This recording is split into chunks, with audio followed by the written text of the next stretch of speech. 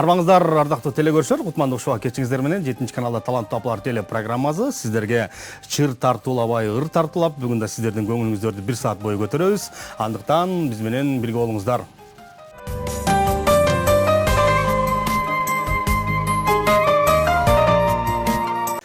Бүгүн дагы сиздердин маанайыңыздарды биздин таланттуу апаларыбыз көтөрөт. Бейишененин таман алдында дегендей, мен азыр ушул интернет желесин карап отуруп бир таптым. Энеси бар адам эч качан картайбайт дейт. 7 жылдыз биригип, күндөй нурун төг албайт. 70 эжең болсо да, бир энеңдей боло албайт. 70 жеңең болсо да, эне оорду тола албайт дейт. Чындыгында бизде албейлеп, бапестеп баккан апаларыбызга, жалпы эле аял затына терең ыраазычылык билдирип, канча мактоо, канча каалабай айтсак дагы бул азды кылат. Ошондуктан жалпы апаларыбыз да бүгүн келип, сиздердин көңүлүңүздөрдү таланттуу апалар телепрограммасы аркылуу көтөргөн турат. Бүгүн студияга кайсыл таланттуу апалар, кайсы өнөрлүү апалар келди десеңиздер, бүгүн деле студиябызга атайын ашып, бел ашып, Ала Бука районунан бүгүн биздин студияны шаңга бөлөп Нурзаман апалар тобу келди. Кош келиңиздер, урматтуу апалар. Бүгүн атайын мынакей Ала Бука районунан келип, биздин 7 каналдын студиясын көрүпкө бөлүп отурасыздар. Урматтуу телекөрүүчүлөр, мына ушул Нурзаман апалар тобунун жетекчиси, биздин таланттуу эжекебиз Гүлбадат Султанова апабыз келип отурат. Кош келиңиз. Аманыңыз жакшы? Чарчабай, бүгүн чалыкпай биздин студияга келип бергениңиздер үчүн ыраазычылык билдирели. Дегенде биздин көрүүчүлөр менен амандашып, саламдашып, анан кеп баштасак, келиңиз.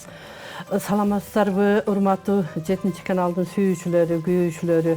Мына бүгүн биз Ала Бука районунан Нурзаман апалар тобу келип калдык. Биз ушу 7 каналды качандан бери сыйлап, урматтап келебиз. Анан ушу жамаатка деле чоң рахмат айтабыз. Дайым ушу шайыр апаларды сүйүндүрүп, дайым ушу бизди эфирге алып чыгып жүрөт. Ошон үчүн баарыңыздарга ушул Нурзаман апалар тобунун атынан салам айтамын. Айбайлы, мынакей Ала Букадан ысык салам болду бардык биздин көрүүчүлөргө.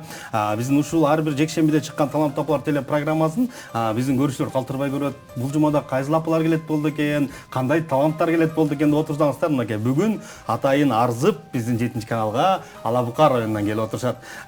Жалпы топто Гүлбадат эже канча адам бар? 5 же дагы келбей калгандар барбы? Биз өзү 2022 жылы уюшулганбыз. 7 адамдан турабыз. Азыр 5 келдик, 2 келбей калды. Анан кийинки эфирлерде Кудай кааласа келебиз. Буйруза биздин мына ушул студиябызга жалпы эле бул убакка чейин биз мына ушул Ош шаарында жаңы жылдык баягы съемка болуу учурунда сиздер келип ушул жерде тап кеткенсиздер. Анан кийин мынакей Кудайдын буйругу менен бүгүн студиядан көрүшүп атабыз, борбордон. Келиңиздер, урматтуу апалар. Дегенде бир жакшы чыгарма менен биздин көрүүчүлөрдүн көңүлүн көтөрөлүк, жакшы чыгарманы арнайлык. Андан соң келген апалар менен кененирээк таанышабыз. Анда эмесе сиздер үчүн бүгүн атайын апаларыбыз Ала Букадан келип отургандан кийин ар бир жердин өзүнүн гимини болуп калган биздин Нурзаман апалар тобу Ала Букам деген жагымдуу чыгармасын арнап берсин. Сиздер кабыл алыңыздар.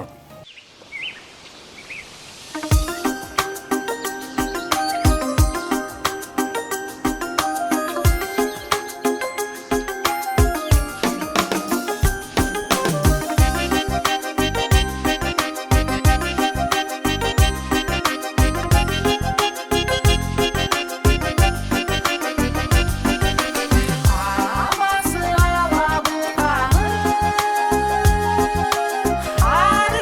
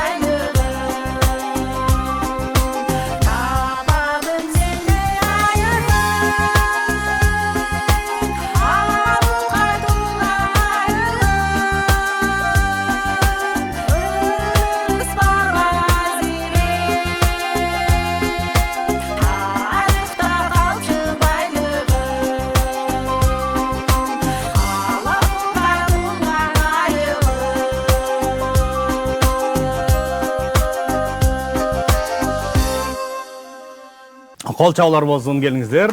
Мынакей урматтуу телеөрүүчүлөр, биздин Нурзаман апалар тобунун Ала Букам деген жашнакай хорун уктук. Абдан сонун Гүлбат ата эфирден сырткары айтып калдыңыз. Бул Ала Бука деген хордун сөзүн мен атам жазган деп, ошол боюнча айтсаңыз. Атамдын көптөгөн ырлар жыйнактары чыккан, китеби чыккан. Ошол китептин ичинде Ала Букам деген ыры жазылган. Ошол ырды канча күндөн бери ушул эфирге чыгара албай жүргөн элек. Музыкасын да музыканттар чыгарган.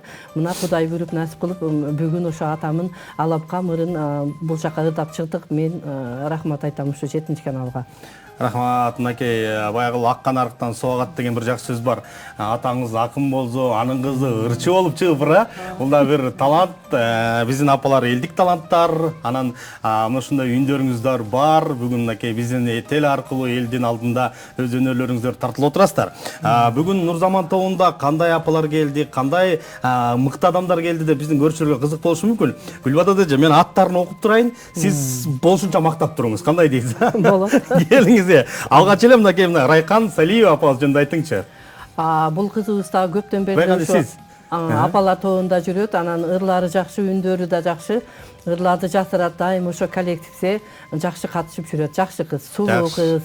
Атабекова Коттөбү апабыз жөнүндө айтыңызчы. Бул кызыбыз дагы эң жакшы ырдаган кыздарыбыздын бири. Дайым ошо бизге активдүү катышып жүрөт. Ошо апалар тобунда дайым биздин өзүбүздүн Надырбеков атындагы клубда дайым ырларды даярданабыз, ырдайбыз. Музыкаларыбыз бар, колумузда аккордеон бар, дайым даярданабыз. Жакшы сулуу кызыбыз бул кыз дагы. Айт десеңиз ойт деп эле ушу даяр турат дең. Замаза Ырсымбетова Гүлнизе жөнүндө айтыңыз. Бул Гүлниса кызыбыз дагы эң назик кызыбыз. Бул кызыбызды дагы аракет кылдырып, ырдатып, көп ырларды жаздырып, мына биз менен кошо алып жүрөбүз. Бул кыздын дагы характери жакшы, дайым биз менен чогуу күлүп жайнап жүрөт, жакшы кыз. Жамиля Жумабаева апабыз жөнүндө айтыңыз. Бул кызыбыз мурунтан эле балалык кезинде эле ырдап жүргөн кыз. Дайым ошо маданият үйлөрүндө ошо ырдап, айылдарга барып ырларды коюп жүргөн. Азыркы ырлар деле ошо балалык кезиндеги эле ырларын жакшы ырдап, азыр эфирге мына бүгүн келди, Кудай кааласа. Жакшы кыз бул да. Ал эми топтун жетекчиси өзүңүздөр көргөндөй Гүлбадат Султанова апабыз. Эми апабыз жөнүндө чындыгында сөз айтсак көп. Ар бир ишке активный, топту жашнакай ынтымакта алып жүрөт, ырдайт, бийлейт, манас айтат деп айтып эле. Эң башкысы таланттуу апабызга ыраачылык билдирели. Туура эле мактады окшойт же, анча-мынча мактабай койгон жерлер болдубу? Жакшы. Апаларыбыз бардыгы мактоого татыктуу. Райкан жеке, сиз жөнүндө сурайын эми. Апабыз мактады, анан өзүңүз ушул топко 2022-жылы топ түзүлдү, ошол жылдан баштап кошулдуңузбу? Сиздерди ким колдоду азыркы убакта? Өзүңүздөр эле? Бизди өзүбүз колдойбуз. Райондук баягы апалар райондордо көп да, айыл өкмөттөрдө, жерлерде, айылдарда, ошо Ала Бука районунда канча топ бар негизи? Ала Бука районунда 4 топ бар. Анын алдыңкы тобу сиз. Гүлбат айтты го, биздин эң таланттуубуз, ырда десе ырдайт, бийле десе бийлейт, сүйлө десе сүйлөйт деп. Ала Букада атайын бир майрамдык иш-чараларда катышып турасыздарбы? Ал жакта ырдайсыздар же башка дагы? ДКларда катышабыз. Дайыма алдыда чыгышка аракет. Анда эмесе Райкан апабыз дагы атайын бүгүн эми Ала Букадан келгенден кийин жакшы бир чыгарма аткарып бердиң биздин көрүүчүлөргө. Анда эмесе урматтуу телегөрүүчүлөр, Райкан апабыздын аткаруусунда жагымдуу чыгарманы кабыл алыңыздар.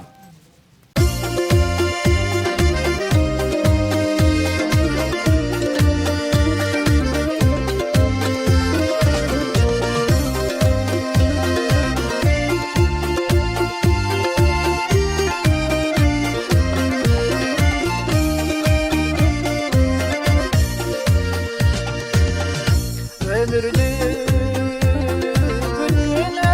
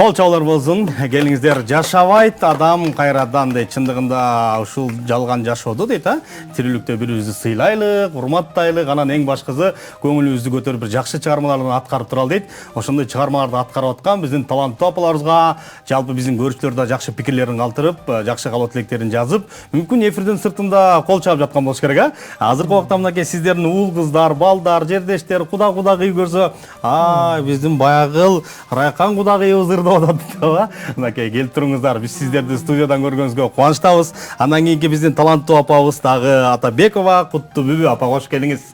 Манаңыз жакшы. Өзүңүз жөнүндө сурайынчы. Канча балаңыз бар? Эмне кызмат кылдыңыз? Деги эле ырга канча жашыңыздан баштап аралашып баштадыңыз?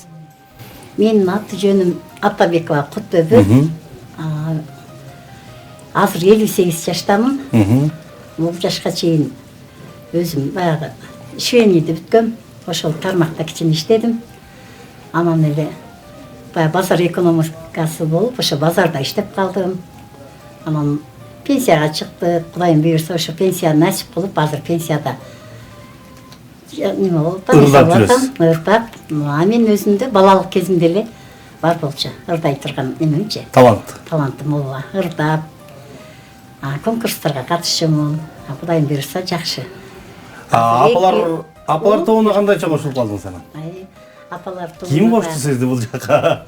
Жетекчибиз чакырып калды. Кичине ырдап жүргөнүмдү сезип, кел ырдап, баягы жетектеп чыгайлы, неме Нурзаман тобун деп. Анан эле топту жетектедик.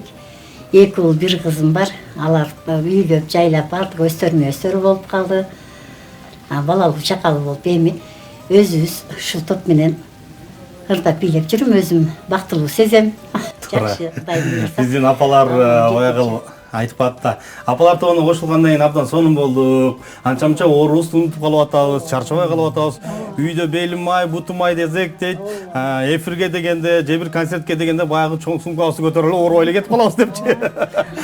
Чындыгында бүгүн мына биздин апалар оорубай эле жашнакы күлүп жайнап Алабукадан Борборго келишти.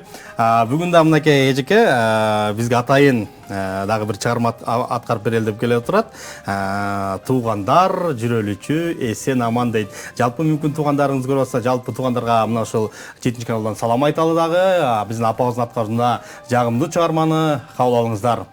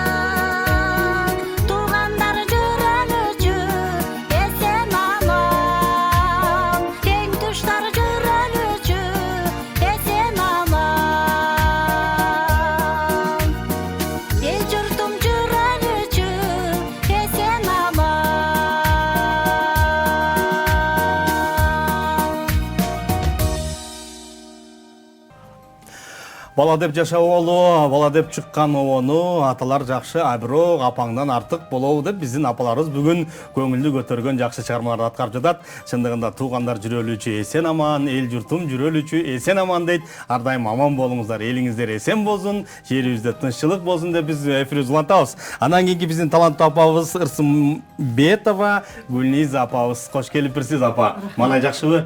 Чарчап калгандай отурасыз, чарчаган жоксузбу? Алабука эмне жаңылык? Жаз жарыш, күз күрөш деп коет. Азыр иш убагы, азыр баатыгы иш менен болуп аткан убак азыр. Эми эфирге келип калдык. Кудай кааласа. Өзүңүз ушул апаларга кошулганыңызга өкүнүп кетпейсизби?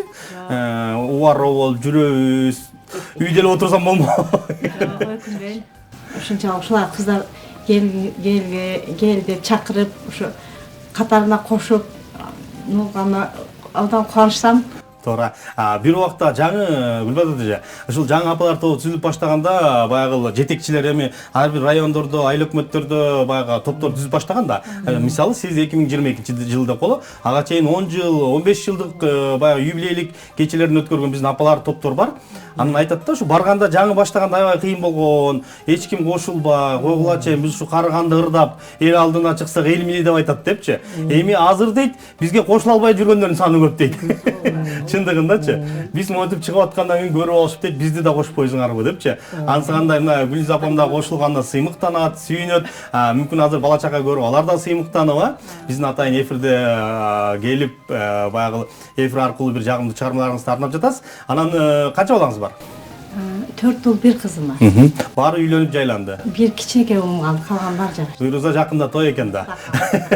Буйруза той барабыз анда, чогуу бир той баралы. Ага чейин бүгүн бизге дагы мынакей сагындырба деген бир жакшы чыгарманы алып келипбиз. Ошол чыгарманы жалпы көрүүчүлөргө Алабукадан ысык салам деп туруп сизге аткарып берели. Жалпыңыздар кабыл алыңыздар.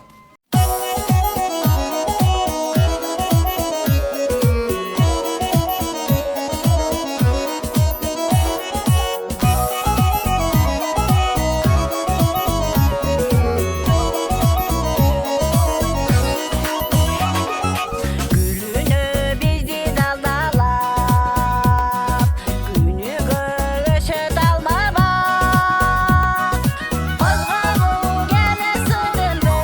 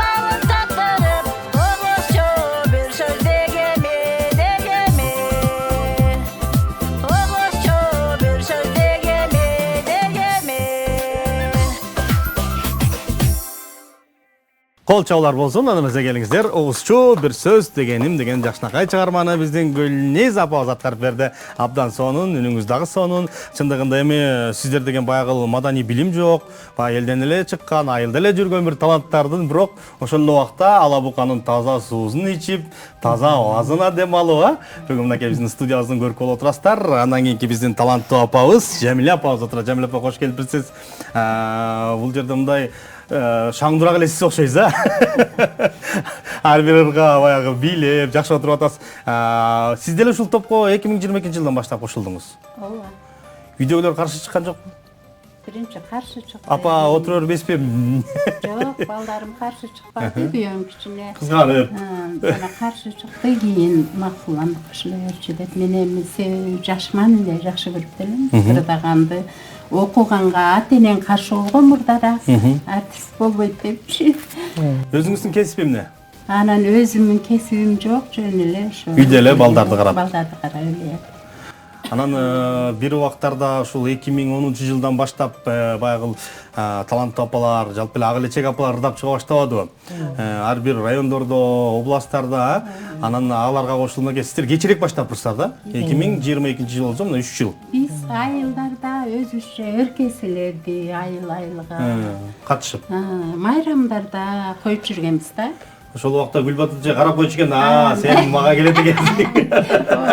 Сен мага керектүү экенсиң деп, Гүлбатыр апаларды чогултуш кыйын болгон жокпу?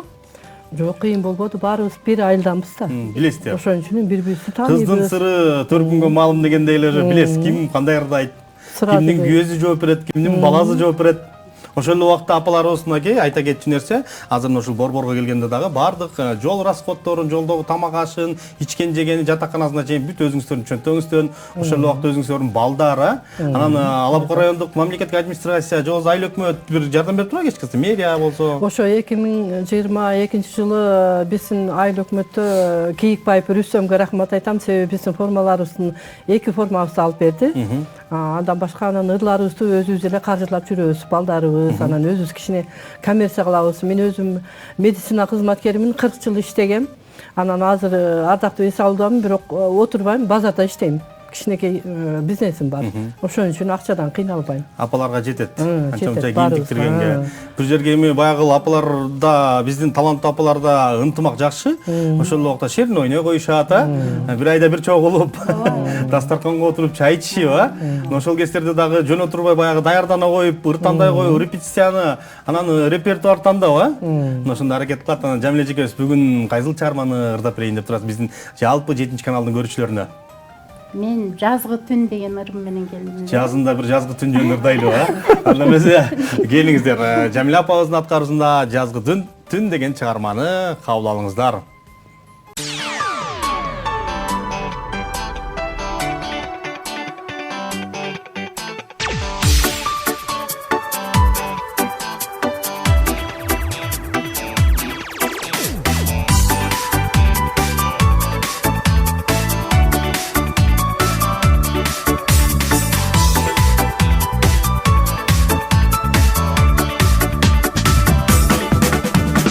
жаңа жырға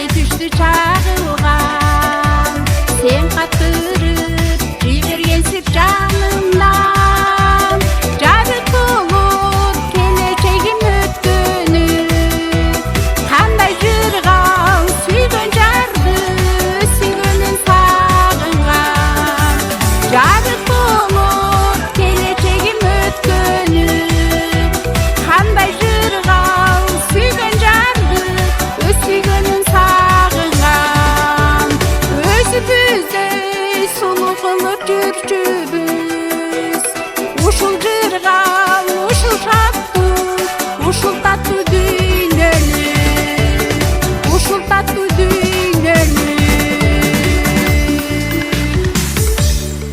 Кол чабалар болсун. Мынакей мен дагы бийлей бере жастадым. Чындыгында абдан сонунур, эжеке.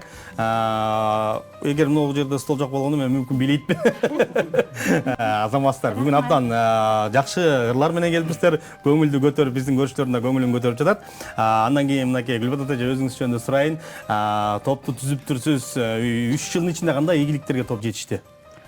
Ошо 3 жылдын ичинде өзүбүздүн Надырбеков атындагы маданият үйүбүз бар. Музыка алдык, жакында аккордеон, комуз алдык. Баардык нерсебиз бар. Болгону ырдап даярданышыбыз керек. Анан 8 майга дагы кичинекей концерттерибиз бар. Эртең барып 8 майда да концерт коебуз. Анан Алапка маданият үйүндө дагы ошо 8 март, ошо 1 май, ошо баардык мероприятияларда дайым биз катышабыз. Биздин группаны чакырышат. Анан биз ырларыбыз даяр, жаздырып даяр кылып коебуз.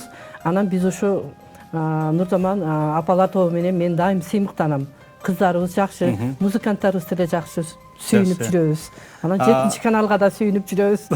Чыгып атабыз деп. Азаматсыздар, 7 канал ар дайым ушундай талант тапларды колдоп, аларга колдоо көрсөтүп келет. Кандай талант болбосун, өнөр болбосун биздин ушул эфир аркылуу анан жер-жерлерге барып дагы аны менен катар эле ошол эле убакта бизде телефестивалыбыз бар. Жайкы мына июль айларында фестиваль өтөт Ысык-Көлдө. Ошондо да 300дөй апаны биз 3 күн алып жүрүп ошол жерде алардын талантын, өнөрүн элге тартуулап келебиз. Анан ошол буйруза фестивалда да жолугалы, анда да келиңиздер. Сиздер үчүн эшигибиз ачык. Анан кийин эми ошол 3 жылда канча форма тиктирип жетиштиңиздер?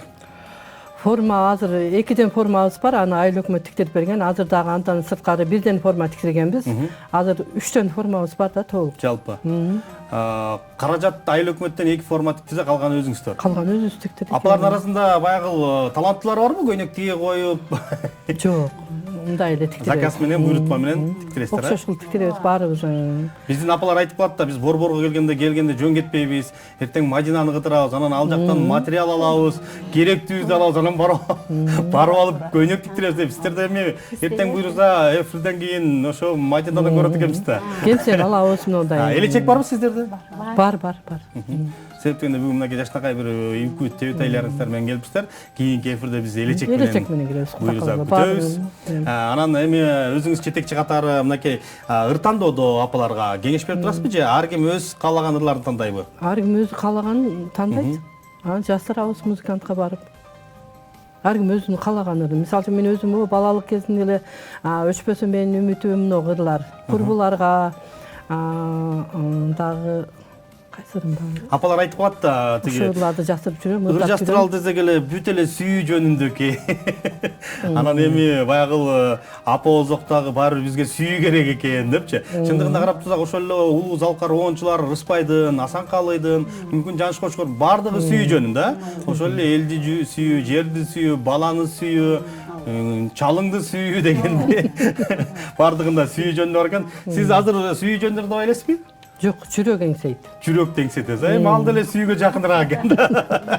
Анда биз топтун атынан, топтун жетекчисинин атынан сиздер үчүн өчпөсүн менин үмүтүм дейт. Эч качан үмүтүңүз өчпөсүн.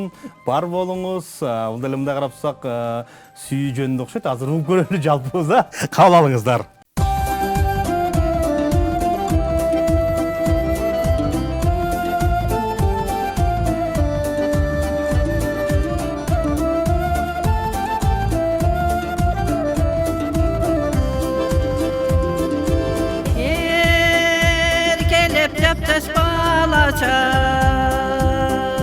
Süylüsün bir söz tamaşa,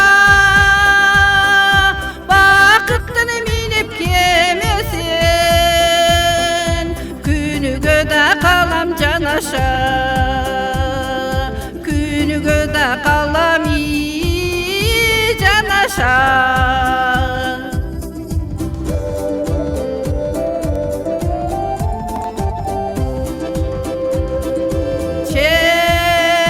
Çekemden terim tamçılap,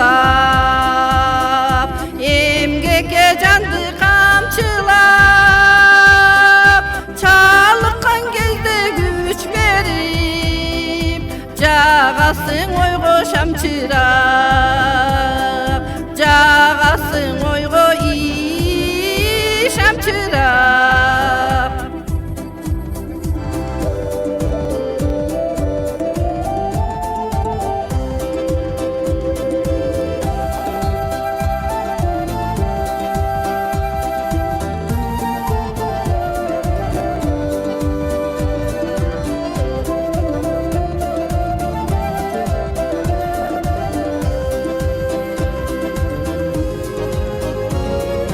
Tamılcı tanış Camal'ın,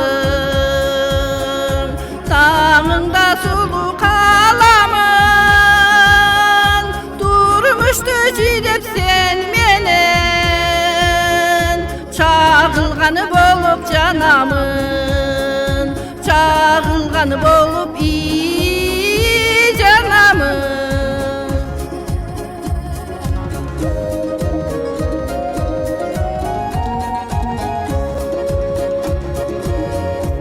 Mahabat çaçkan günümsün,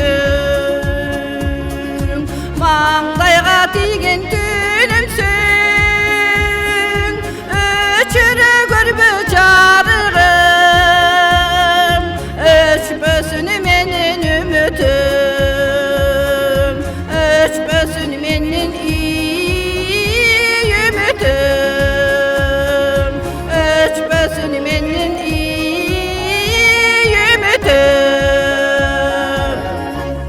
Өчпөсүн менин үмүтүм деген чыгарма биздин топтун жетекчисинин аткаруусунда жаңырды. Бир кол чабып кол келиңиздер эми. Тартып апат жетекчи, а? Мен бардык апаларга кол чаптым элем. Апалар мага эмнеге кол чаппайт деп, а?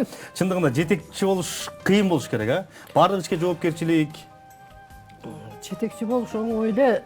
Себеби кыздардын бардыгы бири-бирибизди угабыз, чогулганда чогулабыз, ырдаганда ырдайбыз. Эң башкысы жетекчинин тилин алып, айт десе айт, ойт десе ойт болуп, отур десе отуруп, а? Ынтымак. Биздин мына ушул таланттуу апаларда атайын өзүңүз билесиз, бизде группаларыбыз бар, а? Ошол жерде дагы апаларыбыз абдан ынтымактуу, бирин-бири сыйлап, бири-биринин жакшылыктарына, жакшы тилектерин жазышып, эми Кыргызстанда көп апалар. Мен башында айтпадымбы, мына ошол Ысык-Көлдө бизде Ысык-Көл көгүлдүр Ысык-Көл фестивалы өтөт жыл сайын. Мына быйыл буйруза 5-жыл ошол Ысык-Көл жергесинде өтөт. Анан ошол жерге апалар келгенде көрөбүз да. Оштон келет, Таластан, Баткен, Нарын, Кыргызстандын бардык 7 областынан келет. Анан баягы тааныган кишидей эле бири-бири менен отурушуп, ырдашып, бийлешип, ошол эле убакта ошол Кырчын жайлоосунда барганда таанышып дегенде, мына ошондой күндөрдө сиздер да буйрузун, ошол күндөрдө да келиңиздер. Сиздер үчүн буйруза чакыруу жөнөтөбүз. Ошол эле убакта ошол айыл өкмөтпү, акимчиликти колдоп берет болуш керек. Бардык жол акыңыздарды эч болгондо жатаканаңыздарды колдоп берсе келип бересиздер. Ал эми урматтуу телекөрүүчүлөр, биздин 7 канал ар дайым ушундай таланттуу апаларды колдоп келет. Өзүңүздөр көргөндөй ар жекшембиде таланттуу апалар телепрограммасын көрүп, ар кандай жакшы ой пикирлериңиздерди калтырып туруңуздар. Эгерде мүмкүн биздин ушул берүүнү көрбөй калдым десеңиздер, биздин YouTube баракчабызга жүктөлөт. YouTube баракчабыздан дагы өзүңүздөр жакшы ой пикирлерди калтырып турсаңыздар болот. Биздин апалар элден чыккан элдик таланттар деп да бир база белгилеп айтып кетели. Топтун жетекчиси отурат. Анан кече келатканда жолдо баягы эмне бар экен айтып калдыңыздар, кызгалдактар, азыр бардык природа сонун экен деп, ар жерге эз алып шашпай эле келдиңиздер. Ошо жолдо келатканыбызда кызгалдактарды көрүп калбай түшөлү сүрөткө түшөлү деп анан түшүп калдык эле. Сонун кызгалдактар ошо Кербен айылына келгенде ошол жерде кызгалдактар көп экен, сүрөткө түштүк баарыбыз. Биздин апалар ошол кызгалдактар гүлдөгөндө баягы жаратылыш бир кооз болуп турган убакта клип да тарттырып коет да. Анан сиздерде азырынча клиптер барбы? Бир хорго же бир ырларыңыздарга? Жок. Тартып элексиздер, тартып элек. Ошол эле эми ала букада бир жакшы баягы видео тарткан, клип тарткан жигиттер болсо, алып барып ушундай баягы жаратылыштын кооз убагында бир клипке тарттырып койсоңуздар, буюрса биз телеканал аркылуу дагы берип турганга даярбыз. Анда эмес эми дагы бир хоруңуздар бар экен. Ошол хорду чогуу аткарып бериңиздер, 6-күнү кечинде. Ар дайым 6-күнү кечинде, 7-күнү кечинде биздин эфирди калтырбай көрүңүздөр. Ала букадан келген Нурзаман апалар тобу сиздер үчүн жагымдуу чыгармасын арнасын кабыл алыңыздар.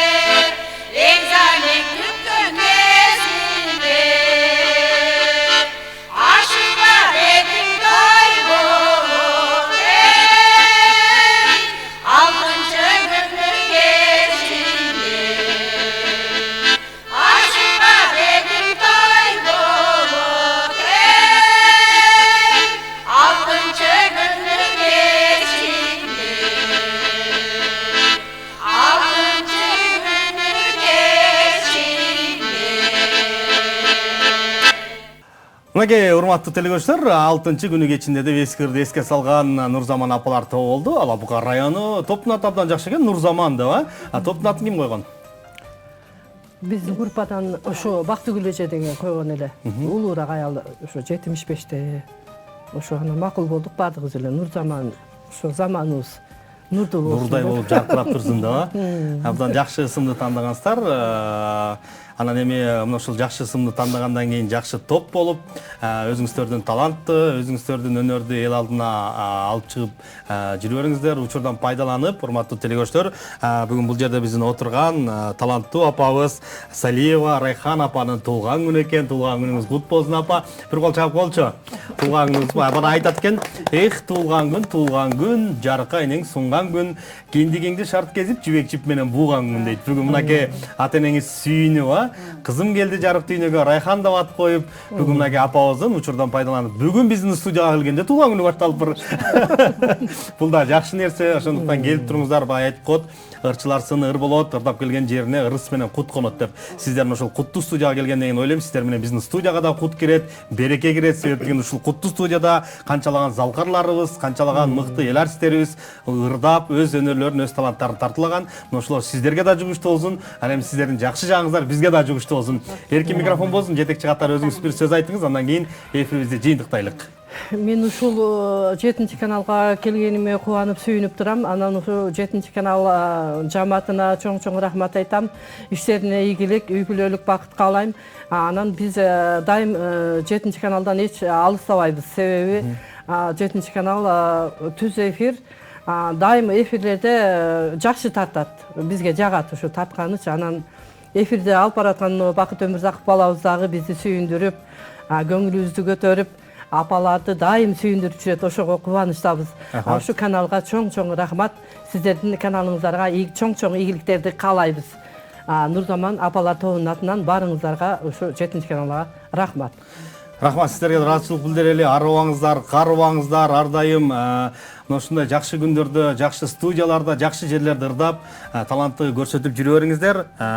Райхан апабыздын дагы бүгүнкү туулган күнүңүз кут болсун. Азыр эфирден чыкканда мүмкүн жакын адамыңыздар куттуктайт. Мүмкүн өзүңүздөрчө дагы туулган күндү тоосуп ары кетип каласыңар.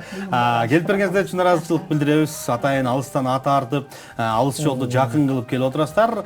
Бул деген сиздердин өнөргө болгон, ошол искусствого болгон, ырга болгон кызыгууңуздар. Ошондуктан келип отурасыздар. Кызыкпаган адам бул жерге келбейт. Ошондуктан кийинки эфирлерде да жолугушалы. Сиздер үчүн эшигибиз ачык. Үйдү көрүп алдыңыздар, келип туруңуздар. Ардактуу телекөрүүчүлөр, сиздер 7 каналда Талант апалар телепрограммасын көрүсүздөр. Бүгүн бизге Ала Бука районунан Нурзаман апалар тобу келип, өз өнөрлөрүн тартылашты, ырдашты, биздин студияны шаңга бөлөштү.